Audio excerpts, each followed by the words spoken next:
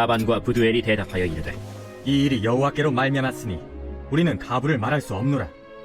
리브가가 당신 앞에 있으니 데리고 가서 여호와의 명령대로 그를 당신의 주인의 아들의 아내가 되게 하라.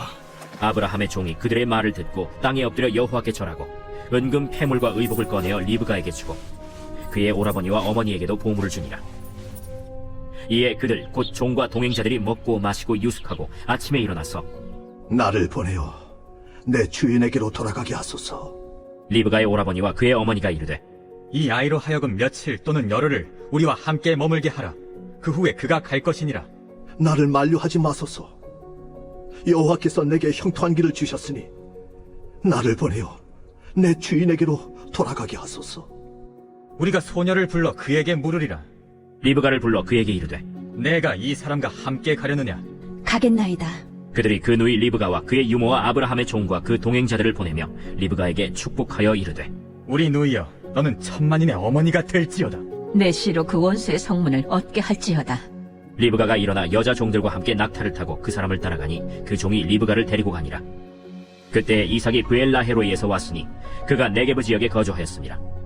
이삭이 저물 때 들에 나가 묵상하다가 눈을 들어보매 낙타들이 오는지라.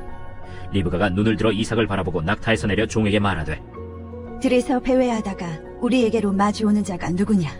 이는 내 주인이니이다. 리브가가 너울을 가지고 자기의 얼굴을 가리더라. 종이 그 행한 일을 다 이삭에게 아뢰매 이삭이 리브가를 인도하여 그의 어머니 사라의 장막으로 들이고 그를 맞이하여 아내로 삼고 사랑하였으니 이삭이 그의 어머니를 장례한 후에 위로를 얻었더라.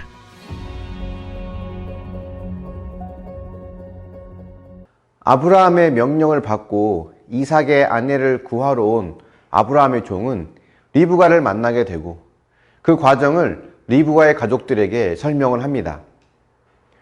아브라함의 종의 이야기를 다 듣고 나자 리브가의 가족들은 이 모든 일이 하나님으로부터 왔음을 인정하게 되죠. 50절에서 그들은 이 일이 여호와께로 말미암았으니 우리가 가부를 말할 수 없다라고 하면서 리브가를 데려가도 좋다고 말을 합니다. 고대 근동 사회에서 결혼은 본인의 의사가 중요하게 작용을 했습니다. 부모가 결정한다고 무조건 정해진 집안과 결혼을 해야 하는 것은 아니었습니다. 당시 가정에서 아내들의 힘이 어느 정도 있었다는 것은 사라가 아브라함과 하갈이 관계 맺게 했다는 것, 또는 야곱의 아들들의 이름을 아내들이 지었다는 것을 통해서 짐작할 수 있습니다. 아브라함의 종이 설명을 해서 가족들이 동의해도 리브가가 거절하면 결혼은 성사될 수 없습니다. 그래서 리브가의 의견을 묻죠. 이 사람을 따라가서 이삭의 아내가 될 것인가? 따라간다면 이 사람의 말대로 내일 당장 떠날 것인가? 아니면 우리의 바램대로 열흘 정도 후에 떠날 것인가를 묻습니다. 리브가의 집과 아브라함의 집은 약 800km 정도 떨어져 있습니다. 지금처럼 친정에 연락을 한다거나 왕래를 한다는 것은 거의 불가능합니다. 지금 집을 떠나면 평생 가족들을 두 번 다시 못 볼 각오를 해야 하는 겁니다. 그럼에도 불구하고 리브가는 떠나기로 결단합니다. 이렇게 떠나기로 결단하는 리브가는 하나님의 부름을 받은 아브라함의 모습을 생각나게 하는데요. 고향과 친척과 아버지의 집을 떠나라는 명령에 순종한 아브라함처럼 리브가 역시 자신의 고향과 친척과 아버지의 집을 떠납니다. 우리는 이처럼 언제나 떠날 준비가 되어 있어야 합니다. 무엇을 떠날 준비를 해야 할까요? 그것은 내게 익숙한 곳, 편안한 곳, 또 안주하고 싶은 곳을 떠나야 함을 말합니다. 리브가가 중요하게 여긴 것은 이것이 하나님의 뜻인가? 하나님의 인도하심이 있는가? 혹시 이것이 내 욕심이나 판단 착오는 아닌가? 라는 것이었습니다. 리브가는 하나님의 뜻임을 확신했고 아브라함처럼 떠나기로 결단합니다. 이런 리브가의 모습을 보면 교회를 개척할 당시 저의 상황이 떠오릅니다. 오랫동안 몸담았던 교회를 떠나야 했던 것이죠.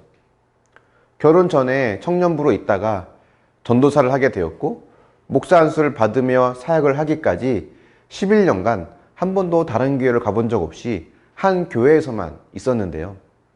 제겐 너무나 익숙하고 편안하고 또 안주하고 싶은 곳이었습니다. 부목사로 은퇴해야겠다 생각까지 할 정도였으니 그 교회를 떠난다는 것은 저에게 생각조차 할 수 없는 것이었죠. 그런데 하나님은 개척을 통해 저에게 고향과 친척과 아버지의 집과 같았던 곳을 떠나라고 하셨습니다. 그때 하나님의 인도하심에 순종할 수 있었던 것은 이것이 내 욕심이나 계획이 아닌 하나님의 인도하심이라는 확신이 있었기 때문입니다.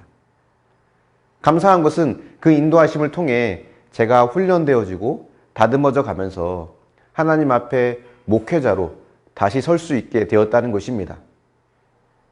물론 아직까지도 더 훈련되어지고 다듬어져야 할 부분들이 많이 있지만 하나님은 늘 저를 인도해 가시는 그 은혜가 있다는 것을 고백하게 됩니다.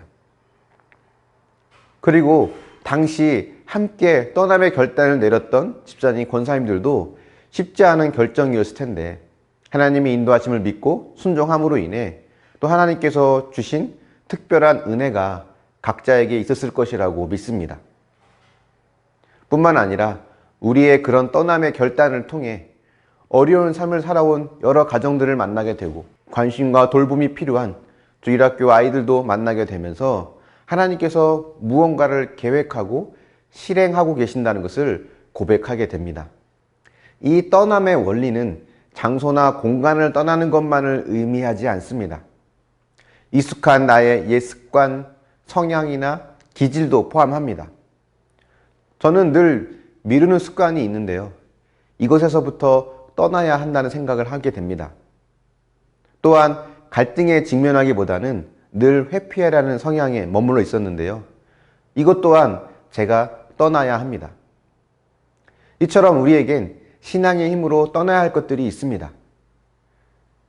저 여러분, 우리 모두가 그런 믿음의 모험을 통해 하나님을 경험하는 은혜가 있기를 예수님의 이름으로 축원합니다. 묵상해 보십시오. 내게 익숙한 것으로부터 떠나야 할 때 무엇을 가장 두려워하십니까? 그 떠남의 순종으로 경험했던 하나님의 은혜는 무엇이 있습니까? 그리고 여러분이 떠나야 할 옛 습관이나 기질, 성향은 무엇이 있습니까? 기도하겠습니다. 사랑의 하나님, 리브가가 두 번 다시 가족들을 볼 수 없음에도 불구하고 과감하게 떠날 것을 결단했던 것을 보며 고향과 친척과 아버지의 집을 떠나라고 하시는 하나님의 명령을 다시 한번 생각하게 합니다. 이 의왕으로 하나님 떠나게 하시고 또 이곳에서 새로운 일을 이루어 가신 하나님을 생각하며 언제나 우리에게 하나님의 명령에 순종할 수 있는 지금의 현실과 안주하기 쉬운 이 환경에서 떠날 수 있는 준비가 되어야 함을 고백하게 됩니다. 주님, 우리 안에 나태하고 안일하고 현재 상황에 머물러 안주하고 싶은 마음이 들 때마다 주님 이 말씀을 생각하며 떠남의 원리를 적용하며 살 수 있도록 도우시고 인도하여 주시길 원합니다. 내 욕심과 내 욕망이 아닌 하나님의 뜻과 계획이라면 과감히 하나님을 향해 믿음의 모험을 행할 수 있는 은혜를 허락하여 주시고 그 모험을 통해 하나님의 또 다른 일을 경험할 수 있도록 우리를 사용하여 주시고 인도하여 주시옵소서. 또 이왕까지 떠남에 순종을 했던 모든 성도들, 또 이곳에서 새롭게 만난 모든 성도들 하나님 축복해 주시고 우리 모두가 한 공동체로서 하나님의 놀라운 일을 행할 수 있는 믿음의 사람들로 날마다 세워지도록 함께하여 주시옵소서. 감사드리며 예수님의 이름으로 기도합니다. 아멘.